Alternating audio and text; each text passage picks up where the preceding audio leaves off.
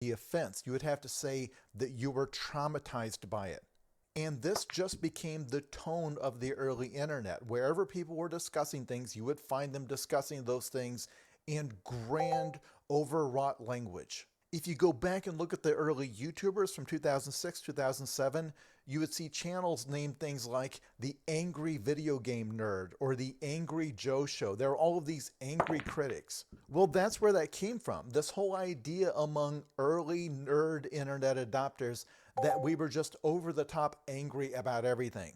That it's not just enough to say that this video game was disappointing. We had to say it was a crime. So I got my start in the comedy scene that sprang up in the wake of this. The late 90s, early 2000s blogging scene, this was just the tone of comedy at the time. It was also the tone of sites like Gawker. It was just being over the top outraged about every little thing. And I felt like at the time, the people reading that understood that this is an affectation, that we have adopted this from the early internet. But when the internet pivoted away from being purely a text-based medium to being largely a video and podcast medium, that same tone carried over. The same idea that my voice won't be heard unless I express an extreme opinion, or I express my opinion in an extreme way, using extreme language. So when people started talking about politics online, they did the exact same thing. Now, this era would have been during the George W. Bush years and then also post 9/11. And you saw a lot of stuff on these message boards where basically if you criticized Bush in any way, that meant you were a literal terrorist sympathizer and thus a terrorist yourself. And on extreme left-wing spaces, if you expressed any kind of support for George W. Bush, that meant you were a fascist. Because he is literally Hitler, that his invasion of Iraq is exactly like Hitler's invasion of Poland. Therefore, unless you declare that he is Hitler, that means that you are a Nazi because you are denying that he is Hitler. So it really was two factions accusing each other of being terrorist or Hitler. Now, you may have already noticed that that kind of discussion benefits a specific personality type. People who like talking like this, people who can sit at a computer for 14 straight hours saying things like this. So when you went to the most extreme discussion spaces, it's not just that the culture of the internet dictated that people speak in this very inflammatory way. It's that you would often find the discussions led by the most mentally unwell people there. And in many cases, it's not people that necessarily had mental illnesses. A lot of times they were just young. I mean, let's be frank, if you're 19 years old, you should be out there calling everybody a Nazi or a communist. You should be some sort of extremist. You can become moderate when you're older.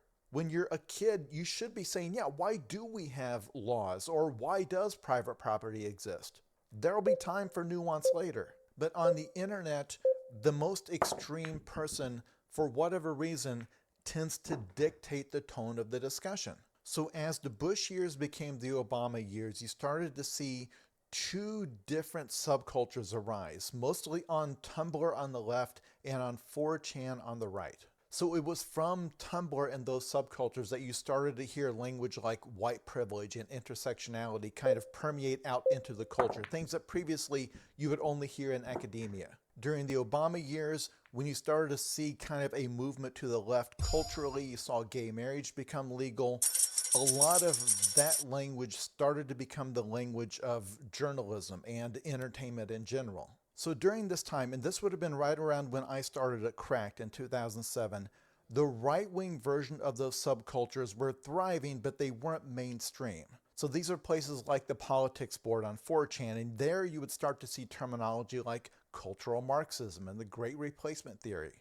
So while the left version of a lot of this was starting to make its way into the mainstream, the right-wing version was mostly out of sight, and I definitely was largely unaware of it. But the thing that was actually going on was largely among young men. My work is easy because I use ClickUp. Here's how I keep track of all my tasks. I start by brain dumping everything I need to get. Vera Papasova is a tough Russian woman and a bleached blonde bob. A former tennis champion, Vera continues her dedication to fitness through Red Bull races, weightlifting, and boot camp classes. In her journalistic career, Vera has interviewed everyone from stars to Roger Federer. She is an open and opinionated feminist. As the wellness editor of Teen Vogue, she ran the magazine's sexual assault awareness campaign. She wrote about sexual harassment at Coachella, and she won many journalistic awards. It is my impression that she holds herself and those around her to a high standard. And if you dare to interview her, she's not shy about correcting you, disagreeing with you, and saying things to other journalists like, I don't think that's the right question. But during the 2024 presidential election, as a journalist, Vera was running into a problem. She had been raised as a leftist, but now called Democrats, and I quote, fucking losers.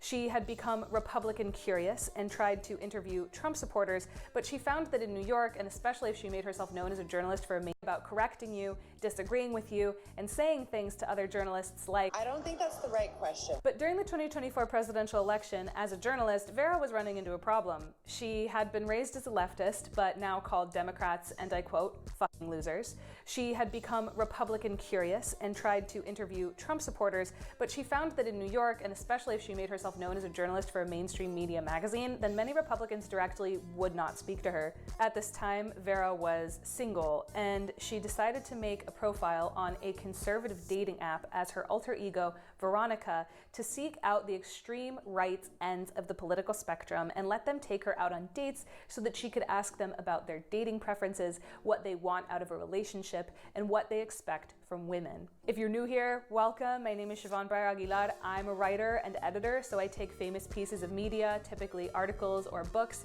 I critique them, and then I use them as a vehicle to discuss maybe like some concepts that were mentioned in the article. So in this video, I will summarize and analyze Vera Papasova's experience dating and writing about men in the alt-right. I will critique the article, and I will let that lead us into a video essay style discussion about whether or not it is a wise idea to date or marry people who disagree with us politically. Sound good? Okay, let's get into it. I'm editing, and I had a quick note. The reason I'm not looking at the camera is because I'm reading an article out loud that I published on my website. So if you want to just read the article along with the video, or if you prefer to read instead of watching the video, I have the link in my description to the article itself. Vera's article is called I Spent Nearly a Year on a Conservative Dating App as a Liberal. Here's what I learned. In it, Vera explains how on the conservative dating app as Veronica, she matched with 60 men and ended up going on dates with 14 of them. She prioritized choosing men who were on the extreme right or the alt-right, and she emphasizes in interviews that the men she met on these dates are not a representation of the overall Republican Party or Trump's base as a whole. She intentionally matched with men